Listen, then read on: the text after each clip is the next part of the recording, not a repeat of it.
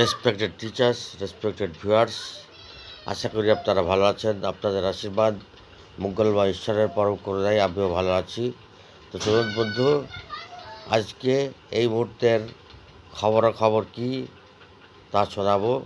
First to last কাটছাট না করে সম্পূর্ণ ভিডিওটি দেখবেন, এবং চ্যানেল যদি নতুন হয় তাহলে অবশ্যই সাবস্ক্রাইব করে পাশের অল বেলে ক্লিক করে রাখবেন, যাতে আমাদের ভিডিও প্রকাশ হওয়ার সাথে সাথে আপনার কাছে পৌঁছে যায়। তো বন্ধু, পার্শ্ব শিক্ষক, এসএসকে মাদ্রাসা, পৌরসভা, স্পেশাল এডুকেটর, শিক্ষাবন্ধু, অফিসিয়াল স্টাফ, চুক্তি শিক্ষক, এই সমস্ত শিক্ষকদের ভাতা বৃদ্ধি পুজোর আগে কেন হলো না? দেখুন, রূপশ্রী, কন্যাশ্রী, বাংলা সহায়তা কেন্দ্র, আইসিটি তাদের হয়ে গেল। তারা কোনো কিছুই করেনি, আন্দোলন করেনি সরকারের কাছে, সেইভাবে জোরালো আবেদনও করেনি, অটোমেটিক্যালি তাদেরকে বাড়িয়ে দিয়েছে। তাহলে আমাদেরটা হচ্ছে না কেন? আমাদের হচ্ছে না তার কারণ দিদির সুদৃষ্টি নেই। দিদি ছাড়া তো হবে না, শিক্ষামন্ত্রী পারবে না। শিক্ষামন্ত্রীর কলমের জন্যেই মুখ্যমন্ত্রীর অর্ডার ছাড়া ভাতা বৃদ্ধি বা বেতন কাঠামো বা স্ল্যাব ভিত্তিতে আমাদের ভাতা বৃদ্ধি করবে। মুখ্যমন্ত্রী সাই দেননি, তাই ভাতা বৃদ্ধি হয়নি। তাহলে সাই কি দেবেন না? এটাই প্রশ্ন। এখন দোষার উপর বলা চলছে, এই নেতৃত্ব ওই নেতৃত্বের উপর দোষ দিচ্ছেন, ওই নেতৃত্ব এই নেতৃত্বের উপর দোষ দিচ্ছেন। সরকারপন্থী নেতৃত্ব কিন্তু রবিউল ইসলাম, মহিদুল ইসলাম, বুবাই কলে বাবু, সালিম পাইক বাবু, এনারা সকলেই সরকারপন্থী। তাহলে এত ভাগ কেন? সরকারপন্থী আবার এতগুলো হবে কেন? এত দল হবে কেন? একটা সংগঠন হবে, কিন্তু আলাদা আলাদা। অনেক রকম কথা শোনা যাচ্ছে। নেতারাই বলছেন অমুক নেতা শিক্ষামন্ত্রীকে না জানিয়েই ফাইল পাঠিয়ে দিয়েছে, তার জন্য শিক্ষামন্ত্রী রুষ্ট হয়েছেন, তার জন্য হচ্ছে না, এরকম বলছেন। আবার এরকম বলছেন যে অমুক নেতা প্রেসিডেন্ট সাহেব হতে দিচ্ছেন না, তিনিই করবেন, অন্যদের দ্বারাই হলে তিনি মানবেন না, এরকমও শোনা যাচ্ছে। ভাতা বৃদ্ধি না হোক, নিজেরা এক গোয়ালের মধ্যে গুতুগুতি করে মরুক, এরকমই চলছে, এরকম হচ্ছে। তাহলে ভাতা বৃদ্ধিটা কি দরকার নেই? যে তারা গুতুগুতি করবে, সাধারণ শিক্ষকরা পড়ে পড়ে মার খাবে, পড়ে পড়ে মার খেয়ে খেয়ে এই দুর্মূল্যের বাজারে, কঠিন দুর্মূল্য, চরম দুর্মূল্য এই বাজারে 10,000 টাকায় কদিন চলে? 10,000 টাকা আমি কদিন আগে তুলেছিলাম, 8-10 দিনের মধ্যে শেষ, আর নেই, প্রায় শেষের দিকে। তাহলে এখন কদিন হলো, কটা দিন হয়েছে, পুরো মাসই বাকি প্রায়। তাহলে চলবে কী করে?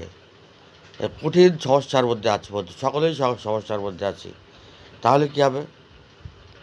আমরা সকলেই আওয়াজ তুলি, বিরোধিতা করে দেয়, সরকারের সাথে থেকেই আওয়াজ তুলতে হবে। বিরোধিতা করে সম্ভব হবে না, বিরোধিতা করে আরও বিরূপ প্রতিক্রিয়া আসবে। তার জন্য সকলেই সরকারের কাছে করুণা ভিক্ষা করা হোক, যে মাননীয় মুখ্যমন্ত্রী আমাদের দিন বাঁচান, আমরা মৃতপ্রায়। যারা 4-5 বছর 6 বছর আগে নিয়োগ হয়েছে তাদের বেতন হয়ে গেছে 21,000, আর 20 বছর চাকরি করে, 18 বছর চাকরি করে বেতন হচ্ছে 10,000, 13,000। এটা চরম লজ্জার। তার জন্যে মুখ্যমন্ত্রীকেই আমাদের টার্গেট করতে হবে, এবং সেই প্রসেস চলছে মুখ্যমন্ত্রীর কাছে যাওয়ার। মুখ্যমন্ত্রীর কাছে গিয়ে আশা করছি তারা প্রস্তাব রাখবেন এবং সেই প্রস্তাবে কতটুকু সাড়া দেয় বা আদৌ দেখা করেন কিনা সেটাই হচ্ছে সম্পূর্ণ দেখার ব্যাপার। তো বন্ধু, এরকমই একটা পরিস্থিতি হয়ে আছে। শিক্ষামন্ত্রীর দ্বারাই হলো না। শিক্ষামন্ত্রী বললেন ইন্টার্নশিপ করতে হবে। ইন্টার্নশিপ 20 বছর চাকরি করে আবার কিসের ইন্টার্নশিপ?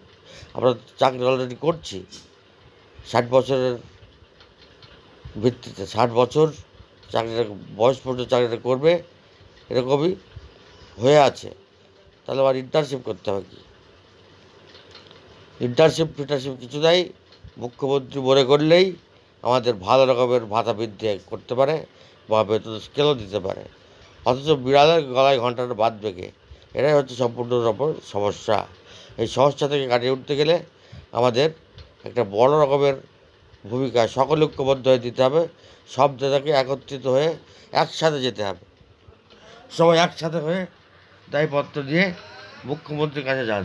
সেলিম পাইক বাবু, রবিউল ইসলাম বাবু, মহিদুল ইসলাম বাবু, বয়কলে বাবু, আরও যারা সরকারপন্থী আছেন তারা সকলেই মিলে নিজেদের উন্নতির জন্য, নিজেদের স্বার্থে। আর মহিদুল ইসলাম যদিও স্থায়ী শিক্ষক, তিনি চুক্তি শিক্ষক নন, তিনি সংগঠনটা করেন চুক্তি শিক্ষকদের। তাই তাকেও আমাদের কথা মাথায় রেখে এদের সাথে মিল দিয়ে যেতে হবে। আলাদা আলাদা গিয়ে কাজ নেই, সকলে একসাথে হয়ে মুখ্যমন্ত্রীর কাছে যান, দেখুন কবে ডেট দেয়। এবং যারা আমরা পার্শ্ব শিক্ষক রয়েছে, নেতা রয়েছে, রবিউল ইসলাম, বুবাই বাবু, সেলিম বাবু, তারা সকলেই দরকার হলে অনুরোধ করবেন, হাত ধরবেন, পা ধরবেন। সেটা তো কেউ দেখতে পাচ্ছে না। হাত পা ধরে হলেও ভাতা বৃদ্ধি করে দিয়ে আসতে হবে, এইরকম চেষ্টাটা চালান। মুখ্যমন্ত্রী তিনি আমাদের গুরুজন, তার পা ধরলেও কোনো অসুবিধা নেই। তার পায়ে পড়ুন, তার পায়ে পড়ে দাবি আদায় করে নিয়ে আসুন। তাছাড়া কোনো পথ খুলবে না বন্ধু। তাই বন্ধু সকলে একত্রিত হন এবং ভিডিওটি দেখে সকলে মতামত জানান কী করলে আমাদের ভালো হবে, আমার কথাগুলো ঠিক কিনা সকলে জানাবেন। ভালো থাকুন, সুস্থ থাকুন, ধন্যবাদ।